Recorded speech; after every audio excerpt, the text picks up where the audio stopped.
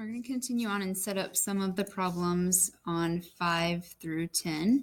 So first, if we look at 5, it says Danny poured 78 liters of water into containers X, Y, and Z. And we already know that we have a total because it said he poured 78 liters of water into that. So we have our ratio and our actual amount. So we know we have our actual, which is 78 liters. And then we have the ratio of the volume in water container X to container Y. So that's right underneath those two, is 5 to 2. And the ratio of the volume of water in container Y. So we need a second ratio line.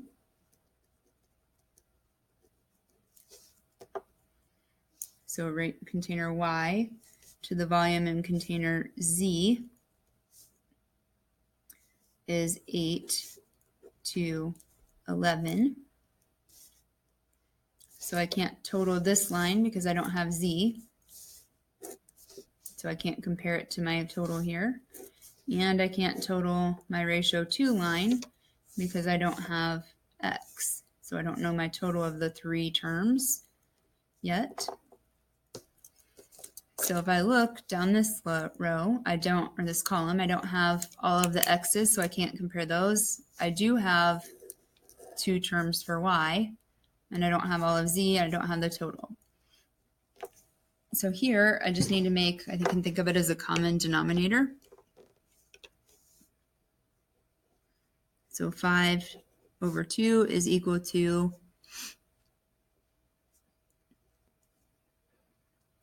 something over 8. So this would be my blank right here. So what number over 8? So 2 times what equals 8? And the answer would be 4. So I take 5 times 4, the same proportion, and I get 20. So I can fill that in. So I check it up here. 2 times 4 is 8, and 5 times 4 is 20. So hopefully from there you can figure out what to do. So you still need to finish that problem. And we're going to move on and set up number 6. So don't forget to answer A and B on number 5.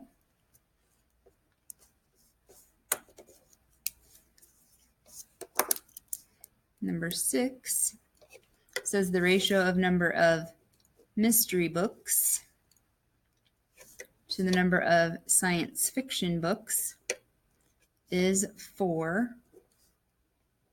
to 3.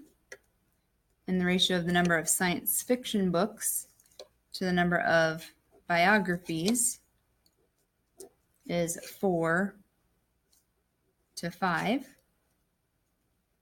And then I have an actual amount given. So this is ratio 1, ratio 2, and then we're moving into our actual amount. So it says if there are 48 science fiction books, so I'm putting that under that ratio, find the total number of books. So I do need to add my total. Okay, so what I need to look at is I don't have all of the terms going across this row. I don't have all of the terms going across this row, nor across this row. So then look at my columns. Do I have them here? Do I have them here, here, or here? So I do have them here.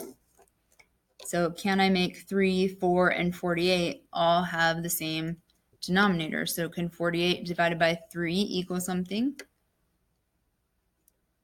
So my answer would be yes. What do I need to multiply 3 times to get to 48? And then I would multiply 4 times the same thing.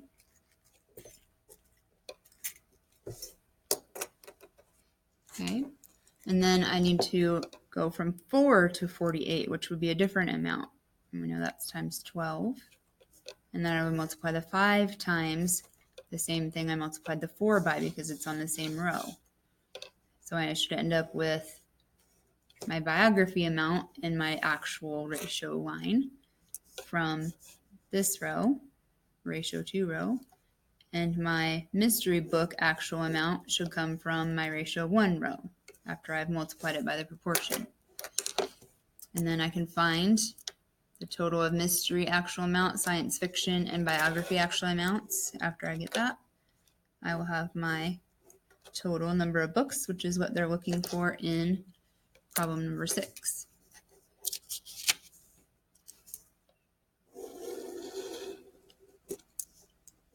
And if I set up 7, it says in a music room, the ratio of the number of clarinets to the number of flutes was 3 to 4. After the school bought another 24 flutes, so I need to add 24 flutes. The ratio became 3 to 8. How many clarinets were there in the music room? So these stayed the same, and I'm looking for this actual amount here. This will be my answer. Okay, so this is ratio 1. And then I had a change. So something happened that changed this. So I'm not looking for a final amount. I actually have to figure out what changed. And then ratio 2. So this is adding 24 clarinets. And I can see that, 24 flutes. I can see that my 3 for the ratio of clarinets stayed the same. So I don't need to worry about that. If this had changed, I would need to find a common amount first and then multiply these times the same thing, including the amount that changed. So here I can look at this and say between the flutes, what amount changed, what ratio changed.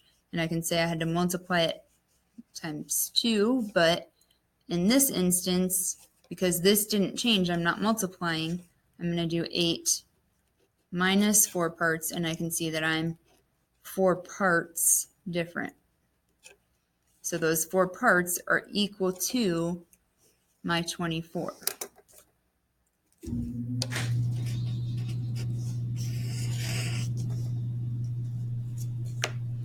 So if 4 parts equals 24, 1 part would be 24 divided by 4, which is 6. So here I would take 4 times 6 to get 24 flutes here. 8 times 6 would be 48. Bad math back there. And then I can check it. Is 24 plus 24 48? And it's yes, it is. So that checks. And then over here, I do the same thing. 1 part is 6. So then I'm going to do 3 times 6, and I get 18. The same things here. So the number of clarinets did not change, so I still have 18 total clarinets. So you already have 1 problem done. So then let's set up number 8. So in a school gym, the ratio of the number of boys to the number of girls was 4 to 3. After 160 boys left the gym, so now you have leaving, so that's subtraction, the ratio became 4 to 5.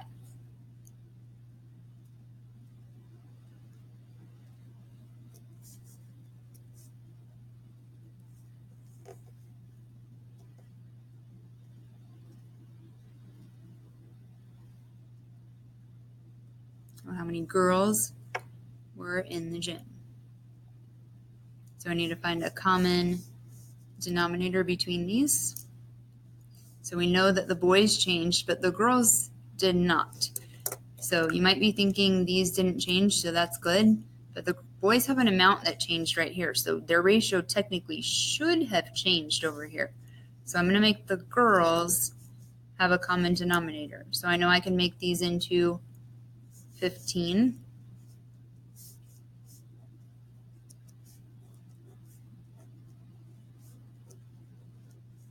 Because I want the girls to be the same, so I can see what the boys actually did change for the ratio.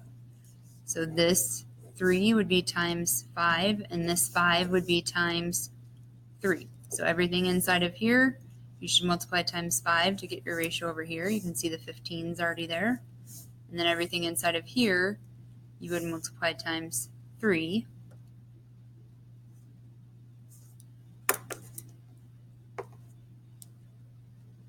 To get to that. So I bet you can try and finish that problem from there. And they're looking for how many girls there were in the gym. So your actual number of girls. Then you have number 9. The ratio of the number of men to the number of women on a bus was 2 to 3.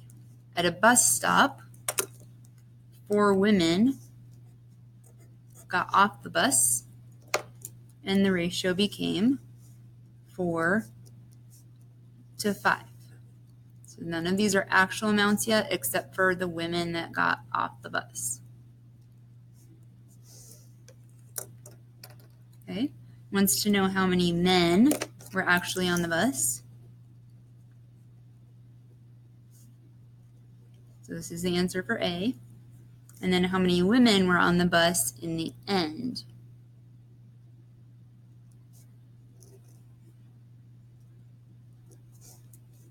Okay, so just like this problem, I have to do a common denominator for the ones that the ratio that did not actually change. So although the ratio changed here, the number that actually changed would be the women. So I'm going to find a common denominator for the men. And just like we did for problem 8, once you figure out what that is, you're going to multiply everything inside of that by that number to get your new ratios for men to women.